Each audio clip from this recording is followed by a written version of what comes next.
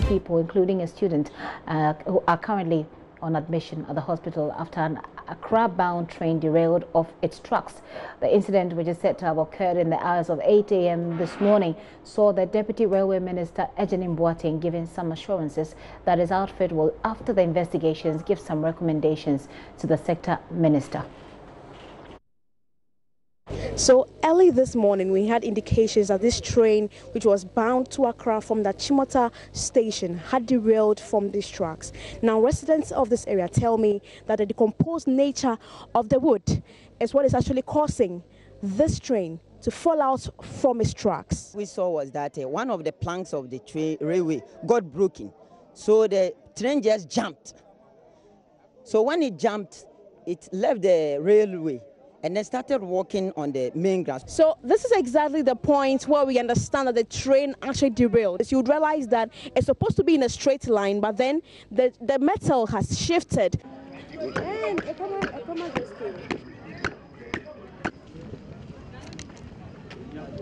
The operating station manager at the Achimota station here tells me that his outfit has so many times written or reached out to the railway ministry for this decomposed wood being planks used for the railway to be changed. The minister is aware the track is not good for that one. The track is not good. That the minister is trying his best to change them. He says he is on call. Deputy Railway Minister Ejenim Boateng is of the view that there must be an investigation into this, and his outfit will come out with appropriate actions to be taken. I'm having discussions with the station manager. The chief director is here.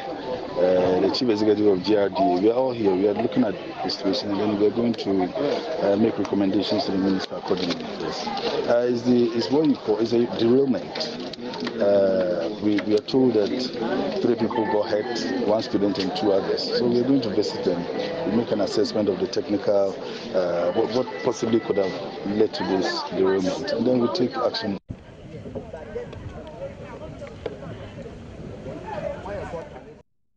Hopefully they're doing much better now, those who were injured. And the Medical and Dental Council says it has since January 2016 arrested 19 quack doctors. They are also saying that they'll be issuing some licenses and with special security features for anybody else who wants to be a doctor in this country. Since January last year, we tried to really enhance our monitoring visits, where we have the investigation team really going round to ascertain as to whether or not the institutions or individuals who are practicing in institutions are really registered by the Medical and Dental Council.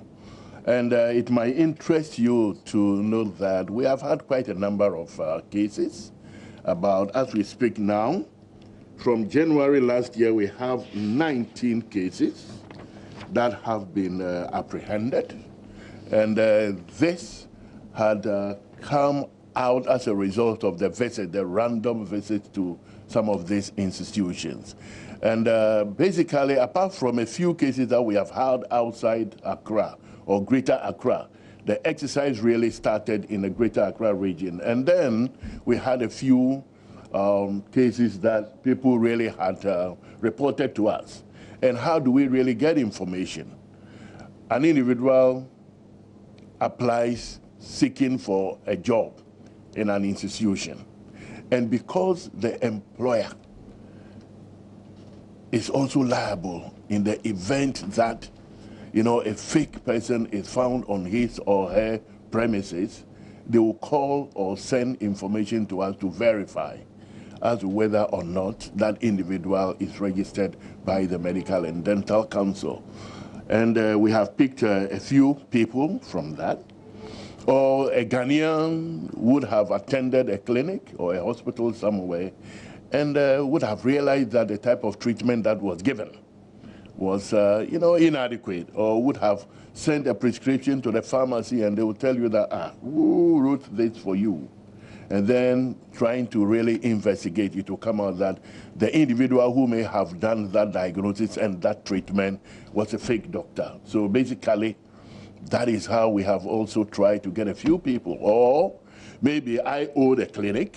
I have my children working with me.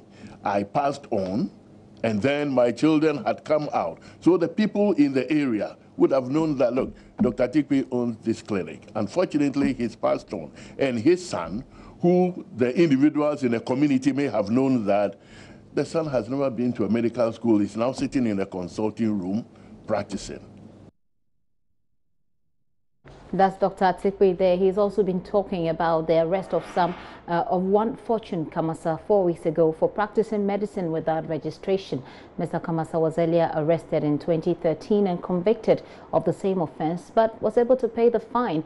He came back and changed the name of the facility from St. Joseph's Hospital to Family Community Hospital and then continued practicing.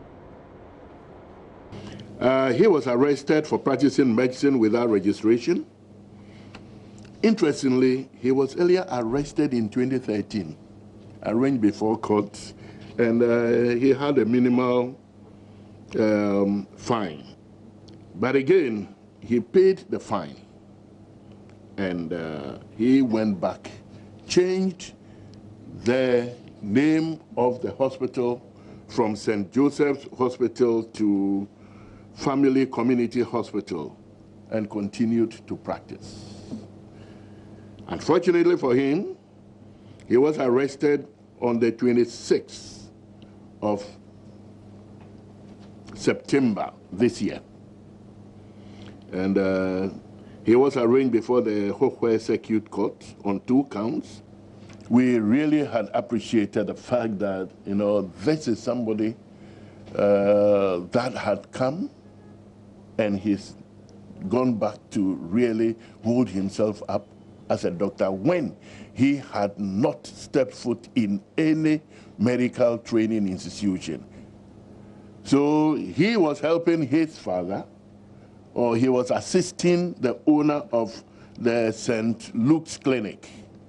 And he claimed that he had acquired the necessary skills and therefore he would want to try the acquired skills on you and I. The other interesting thing about this particular case is that this gentleman had asked the son, who completed senior high school, to go do a little bit of attachment at the Hokwe Municipal Hospital. That when he approached them and indicated that my child is at home, he's not doing anything, can we allow him to come and do a little bit of attachment because he wants to go do lab technology. That was the information that he gave. Now, he spent a few months. Now he ended up in the father's clinic, working as a lab technician in that particular hospital. Apparently, unfortunately, since the Allied Health Professions Council, their regulatory bodies is also there, we were not able to really get him. But he was arrested, and well, the case is also before. So with all those details, the logical conclusion is that starting next year, all doctors will be given special practitioner stamp with security features. He explains further.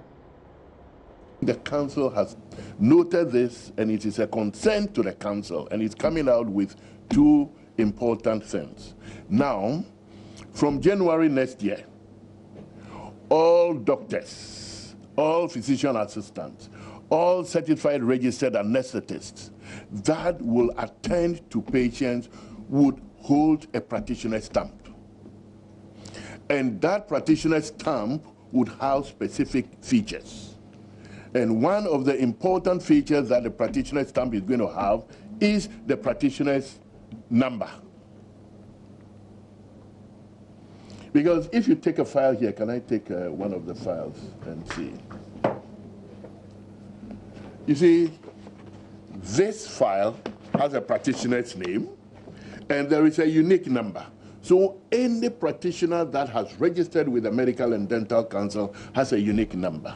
And Council is saying that from January next year, all practitioners working in Ghana, in any health institution registered by the Medical and Dental Council should carry a practitioner stamp. So when you go to your institution, and then you are given a prescription, the first thing that you should look out for should be the practitioner's stamp, where you have the practitioner's name and the unique number. There are other features which I wouldn't want to talk about now because they are security features. When the stamp is come out and it is ready for use, we'll definitely communicate same to you, to the Ghanaian public. The other thing is that we are also trying to ensure that any institution that has practitioners working in, practitioners should go there with name tags. So when you enter an institution and a practitioner doesn't really have a name tag, look at that practitioner with a third eye if you have. Or you can even make a call to the Medical and Dental Council to indicate that, look, I went to institution A, I was seen by this practitioner, and then the practitioner was not wearing a name tag, and that will take it up.